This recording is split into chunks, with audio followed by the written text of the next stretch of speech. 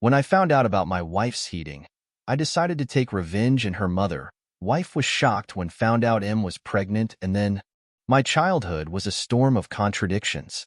On the surface, everything appeared normal, even idyllic. My parents, Henry and Sarah Robinson, we lived in a large, stately house on the edge of the woods. My father, a successful lawyer, worked long hours and provided us with a comfortable life, while my mother kept herself busy with social events and charity work.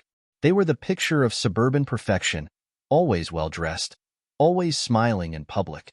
But behind the closed doors of our home, a darkness simmered that I could never fully escape. I remember the first time I became aware of that darkness. I was only 6 years old. It was late, long past my bedtime, and I had wandered downstairs to ask my mother for a glass of water. As I approached the kitchen, I heard hushed voices coming from the living room. I peeked around the corner and saw my parents sitting on the couch, their faces barely visible in the dim light. My father's hand was gripping my mother's wrist tightly, his knuckles white with tension. She was staring straight ahead, not making a sound, not even trying to pull away. I didn't understand what I was seeing at the time, but the image stuck with me, etched into my memory.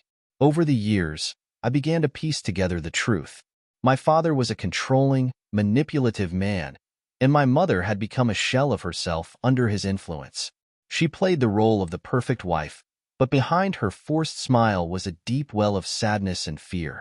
My father never hit her, at least not that I ever saw, but his words were like weapons, cutting her down with cruel precision. I learned to tiptoe around my father's moods, avoiding him when he was in one of his dark, brooding states, which seemed to come more frequently as I grew older. He was a man of high expectations, and nothing I did was ever good enough. If I brought home a report card with straight A's, he would ask why I hadn't gotten A+. If I excelled in sports, he would wonder aloud why I wasn't the team captain. It was never enough for him, and I began to internalize the idea that I was never enough, that I would never measure up. My mother, on the other hand, was distant, almost emotionally vacant. She was there in body, but her mind seemed to drift away, as though she were constantly seeking escape from the life she was trapped in. She would sit at the kitchen table, staring out the window for hours, barely acknowledging my presence. I often felt like I was living with two strangers, people who should have cared for me but seemed incapable of offering anything more than a cold, detached form of love. By the time I reached high school, I had become an expert at hiding my pain. I wore a mask of normalcy, pretending that everything was fine, that I was just like everyone else. But underneath, I was filled with anger, confusion, and a deep sense of loneliness. I had friends, but I kept them at a distance, never letting anyone get too close. I was terrified that if they saw the truth of my life, they would judge me or worse, pity me. It was around that time that I began to act out in subtle ways. I would skip classes, disappear for hours at a time without telling anyone where I was going. I started experimenting with alcohol and drugs, though I never let it spiral out of control. It wasn't about the substances themselves. It was about numbing the pain, about finding some kind of release from the pressure that had been building inside me for years. I knew that my behavior was self-destructive, but in a strange way, it gave me a sense of control. It was the only thing in my life that I could dictate, the only way I could rebel against the suffocating environment of my home. When I turned 16, everything changed. My mother, who had always been passive and submissive, suddenly left. She walked out one evening while my father was at work and never came back. I came home from school to find her note on the kitchen table, a hastily written explanation that offered little more than vague promises of a better life for herself. There was no mention of me, no indication of where she was going, just an empty space where she had once been. My father's reaction to her departure was chilling. He didn't yell, didn't cry, didn't show any outward sign of emotion. Instead, he simply closed off. He became colder, more distant than ever before, as if her leaving had solidified the walls he had built around himself. I waited for him to acknowledge what had happened, to explain why she had left, but he never did. It was as though she had never existed, as though her absence was just another part of the routine. In the months that followed, I was left to fend for myself. My father buried himself in his work, leaving me alone for days at a time. I would come home to an empty house, the silence oppressive and heavy. I stopped trying to reach out to him, stopped expecting anything from him. It was clear that I was on my own. The loneliness I felt in those years was profound. I had no one to turn to, no one to help me make sense of the chaos that had become my life. My mother's abandonment left a scar that I would carry with me for the rest of my life, a wound that never fully healed. I couldn't understand how she could leave me behind, how she could just walk away without a second thought. It was a betrayal that cut deep, and it shaped the way I viewed relationships for years to come. After my mother left, I spent most of my time trying to avoid my father. He had become even more withdrawn, his presence in the house a constant reminder of the cold, empty life I was trapped in. The house itself felt haunted, not by ghosts, but by the absence of everything it should have been. There was no love, no warmth, no connection, just a void that I couldn't fill. I threw myself into my schoolwork and extracurricular activities, not because I cared about succeeding, but because it was the only way to escape the suffocating atmosphere at home. I excelled in everything I did, driven by an almost desperate need to prove myself. But no matter how well I did, it never felt like enough. When I graduated high school, I left town without looking back. I was accepted to a university in another state, and I jumped at the chance to escape the life that had defined me for so long. At university, I continued to excel academically, but emotionally, I remained closed off. I formed friendships, but they were always superficial, never allowing anyone to get too close. I dated sporadically, but my relationships were fleeting and shallow. I had learned from a young age that trusting others was a dangerous game, one that often led to pain and disappointment. I didn't want to let anyone in, didn't want to risk being hurt again. It wasn't until I met Anna Walker that things began to change. Anna and I, Mark, got married right after finishing college, following a relationship that spanned 3 years. Even though we graduated at the same time, I was 3 years older than Anna because I had spent 2 years working abroad with a nonprofit organization before starting my studies. Both of our families were supportive of our decision to get married, but it was Anna's mother, Janet, who was especially excited. Janet seemed to live through Anna's engagement and wedding plans as if they were her own, taking particular joy in each step of the process. Janet had experienced a difficult youth. She had become pregnant with Anna as a teenager, and her strict religious parents had cut her off completely. To make matters worse, she had married at 21, not out of love, but to find financial security with an older man named Richard, someone she thought could provide a stable life for her and her child. Janet's wedding had been small and simple, as Richard had already been married once before and preferred not to have a large affair. Though Richard was a dependable man and took good care of Janet and Anna, he lacked emotional warmth and never showed any real interest in romance. Their marriage had been functional but distant, and Janet never got to experience the full joy of love and connection. I had always liked Janet. Given that she was only 11 years older than me, I didn't see her as the typical mother-in-law figure. She was more like a friendly aunt, someone close in age who could relate to me on a more casual level. Janet was a beautiful woman, a little shorter than Anna by about 3 inches, with striking green eyes in contrast to Anna's blue. Her looks and her smile gave off a sense of warmth, though she had always been reserved in her dress and demeanor, a likely result of the hardships she faced early in life. 4 years into my marriage with Anna, Richard passed away suddenly from a heart attack. Though his death wasn't entirely unexpected due to his unhealthy lifestyle, Janet took it very hard. I stepped in to handle all the necessary legal and financial matters related to Richard's estate, and I made sure to support Janet in any way I could. I wanted her to be involved in our lives, and I encouraged her to continue focusing on the charitable work she had been doing, hoping it would help her heal. However, one thing she refused to address was the possibility of dating again. Despite knowing several men, some younger than her, who might have been interested, she showed no interest in any kind of romantic relationship. Shortly after Anna and I celebrated our 6-year wedding anniversary, I found myself facing a betrayal that I never saw coming. Anna had been unfaithful, and though I had been trusting and perhaps naive, once the truth came out, I made my decision quickly. I moved out of our apartment in downtown Portland and found temporary housing in a hotel.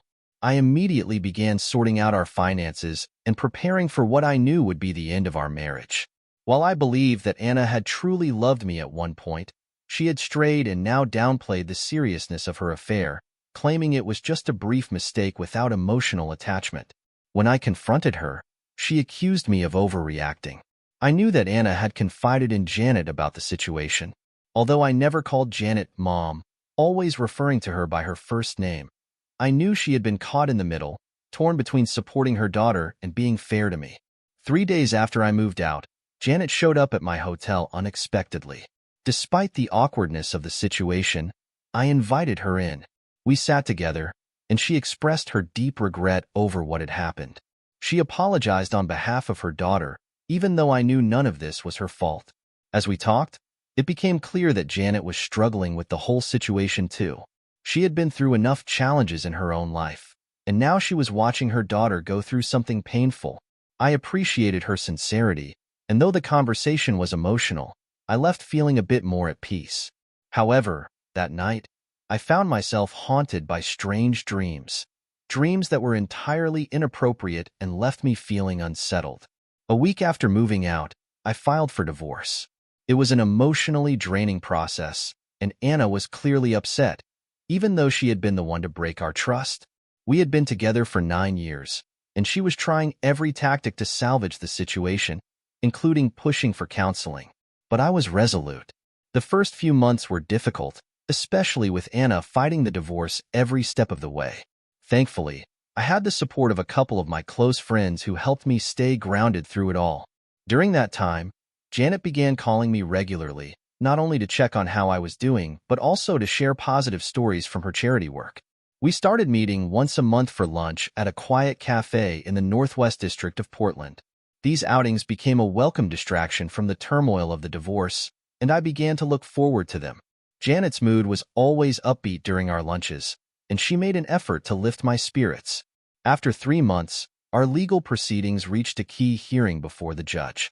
Anna had requested mandatory counseling, but my lawyer successfully challenged this by providing evidence of Anna continuing to see her affair partner, a man named Eric, even after we separated.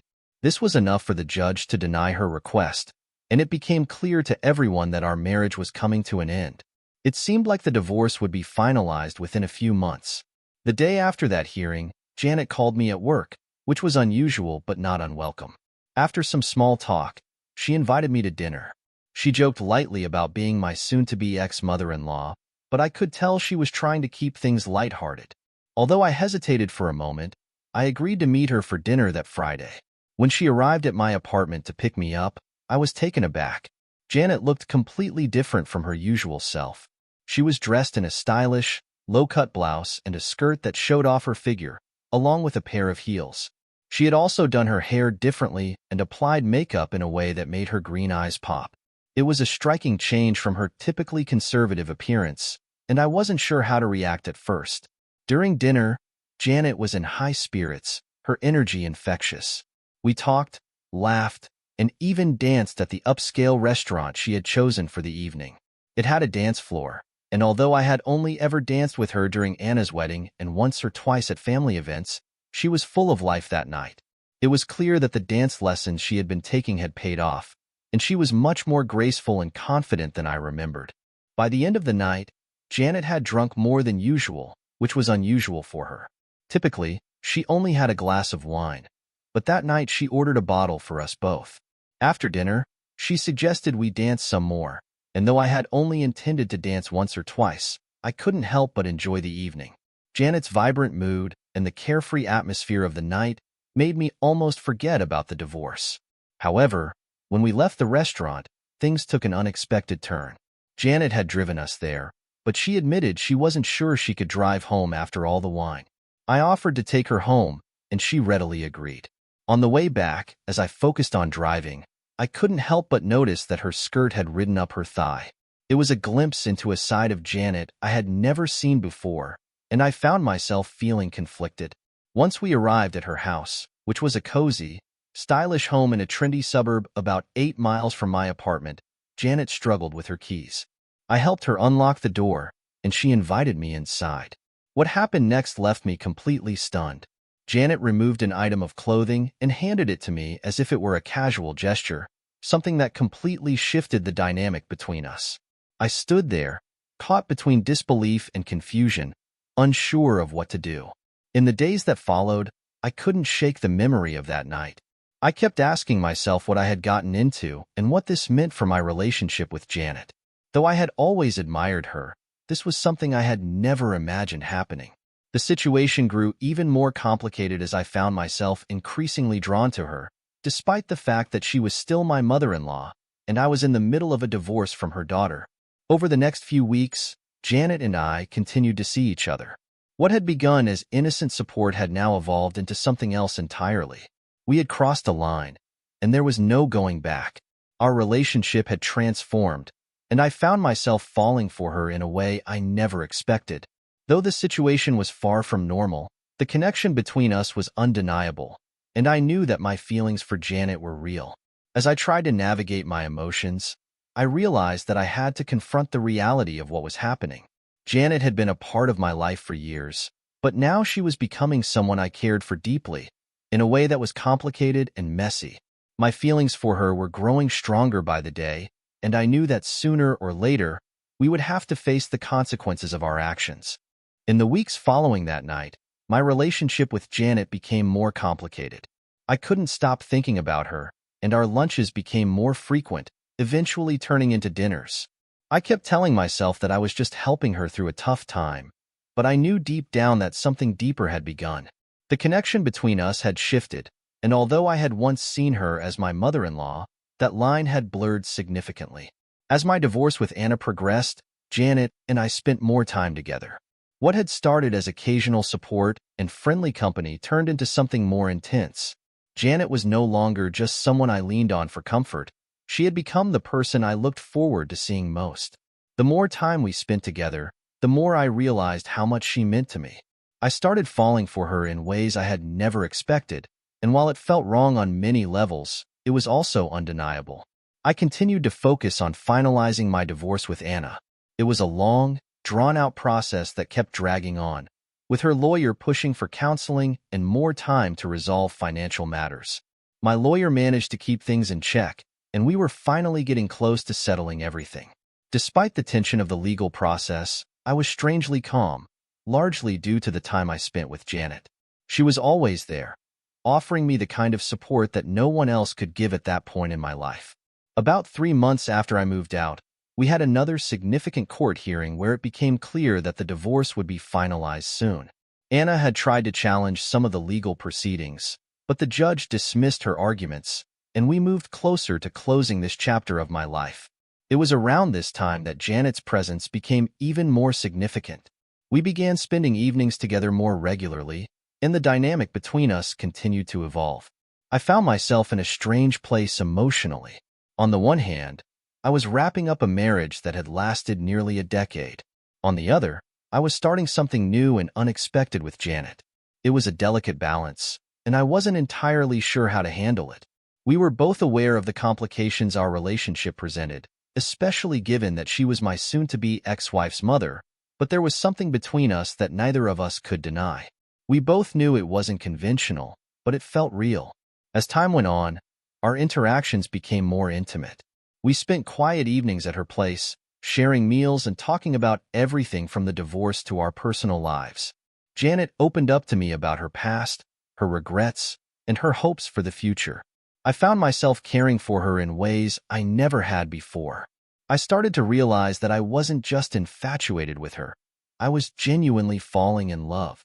She filled a void in my life that I hadn't even realized was there. Janet, for her part, seemed just as conflicted. She had always been reserved and cautious, likely due to her difficult past. But as our relationship deepened, she began to let her guard down. I could see that she was struggling with the same feelings I was, torn between what was appropriate and what felt right in the moment. There were times when we would sit together in silence, both of us knowing that we had crossed a line, but neither of us wanting to go back. The more time we spent together, the more the intensity of our connection grew. We began meeting almost every day, whether for lunch, dinner, or just a quiet coffee. I found myself drawn to her in ways that went beyond mere attraction. There was a sense of comfort in being with Janet that I hadn't felt in years. She understood me in a way that no one else did, and I realized that our bond had become more than just emotional support. It had become the foundation of something much deeper. As the divorce with Anna neared its conclusion, I started to consider what my future with Janet might look like. It was a strange thought, given that she had been such a pivotal figure in my old life with Anna. But now, she had become the focal point of my present and, potentially, my future. I knew that our relationship would raise eyebrows and likely cause tension within the family, but I couldn't ignore the fact that I had fallen for her. Around the time the divorce was finalized, Janet and I had a serious conversation about where we stood. It was clear that our relationship had become more than just a temporary affair, and we both had to face the reality of what that meant. I could see the hesitation in her eyes as she weighed the potential fallout from her family, especially Anna, and the impact our relationship would have on everyone around us. I understood her concerns because I shared them. But even with those doubts, we couldn't deny the connection that had formed between us. We agreed to take things slow, to figure out how to navigate this new chapter carefully. Despite our best efforts, however, our relationship deepened quickly.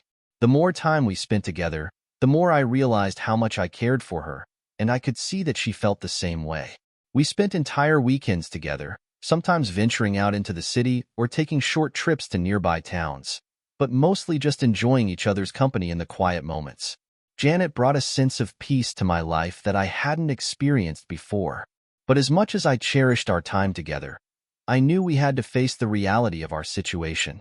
I had started something serious with my former mother-in-law, and sooner or later, the world around us would take notice. The first person who would need to know, of course, was Anna. The thought of telling her filled me with dread, not because I was ashamed of my relationship with Janet, but because I knew it would be deeply painful for her to learn the truth. As the divorce was finalized and life began to settle into a new rhythm, Janet and I grew closer. I found myself feeling more at ease with the idea of being with her, though I knew the road ahead wouldn't be easy. Despite the challenges, I couldn't deny how right it felt to be with her. There was a sense of inevitability about it, as if this was where my life had been leading all along. Over time, we began to plan our future together. Janet had long since stopped seeing herself as just Anna's mother. She was her own person, with her own desires and dreams. We talked about moving in together, though we knew that would be a significant step and would raise more than a few questions among our friends and family. Still, we both felt it was the natural next step in our relationship. As the months passed, we became more comfortable with the idea of being a couple. I realized that my feelings for Janet weren't just the result of circumstance or convenience. They were real. I loved her, and I knew that she loved me too. Despite everything, we had found something genuine in each other, and I was determined to hold on to it, no matter the cost. As our relationship deepened, Janet began to open up about the parts of her life she had kept hidden for so long. She told me about her early years, the struggles she faced as a single mother, and the sacrifices she made for Anna. It became clear to me that much of Janet's life had been shaped by necessity rather than choice. Her marriage to Richard, while practical, had been devoid of the kind of love and passion she had always longed for.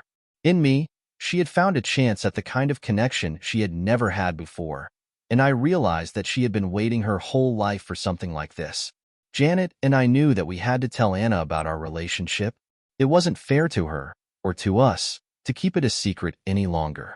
The weight of the truth had grown too heavy, and we both understood that it was time to face the consequences. The conversation was as painful as I had imagined. Anna's reaction was one of shock, betrayal, and disbelief. It was as if the foundation of her world had crumbled beneath her, and I could see the hurt in her eyes. She couldn't understand how her mother and I had come together, and I knew that there was nothing I could say to make it better.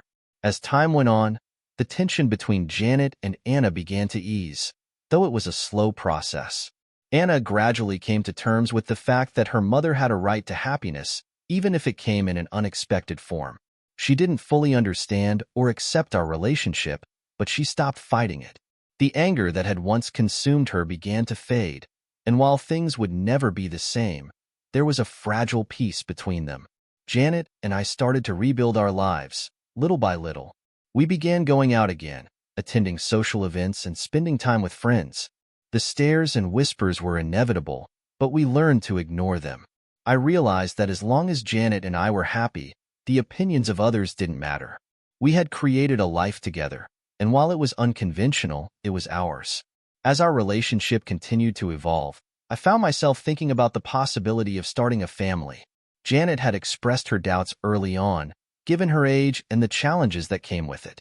But I knew that she still had so much love to give, and the thought of raising a child with her began to take root in my mind.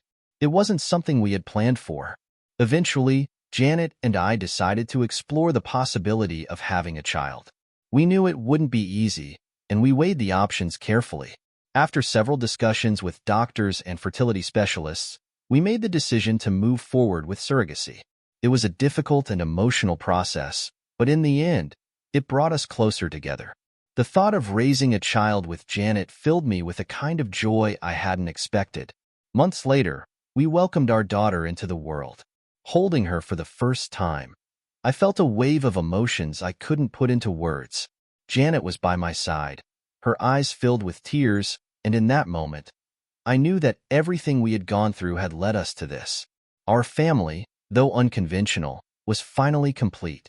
If you like the story, don't hesitate to subscribe and listen to new stories every day. Write in the comments what you like the most.